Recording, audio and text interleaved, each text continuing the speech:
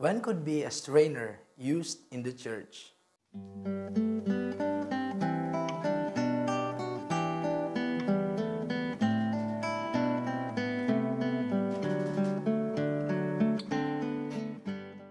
Hello everyone, welcome to Via Catholica, your Catholic faith to God. I am Brother Rocky James G. Sabas, and in this episode, I will talk about the use of strainer and its practical role in the celebration of the Holy Eucharist. The celebration of the Holy Mass is considered as the highest form of worship and prayer in the Christian life. Hence, it deserves much attention and preparation. At batid sa ating kalaman, ang isa sa mga kagamitan o supplemental items na may kahalagahan sa paghahanda bago ang pagdiriwang ng banal na misa ay ang strainer. Ito ay mahalaga sa kaalaman ng mga sakristan, mga altar servers, mga seminarista at mga katehista. Bagamat hindi ito universal na kautusan o may nababasa sa mga aklat ang liturhiya, ang gawain ito ay mas praktikal para sa gawain panliturhiya. Ano nga ba ang strainer? Ano ang gampanin nito sa banal na misa?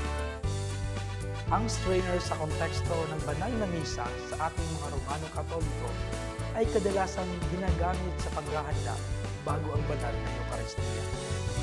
Dingid sa ating kaalaman, ang mga ostya na ginagamit sa banal na komunyon ay may mga kasamang maliliit na piraso na piling sa laing.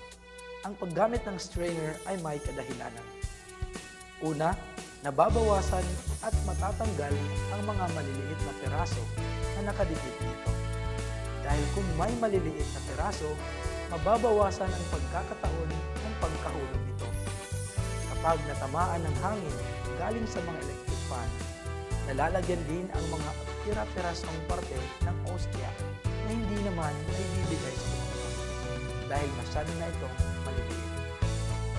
Pangalawa, nababawasan ng oras sa paglilinis ng mga tsigoyo pagkatapos ng komunyon.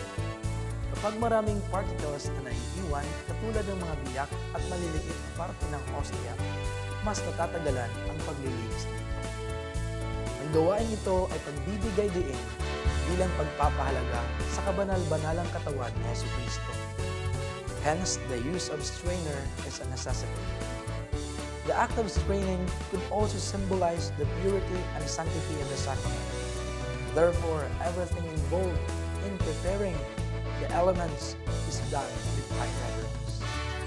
In the end, the strainer ensures that there is no impure or distracting objects which interferes with the sacred nature of the Eucharistic elements and the celebration at large. I hope that you learned something from this episode. Thank you very much for watching. Please do not forget to like, share, subscribe, and click the notification button for more videos and updates.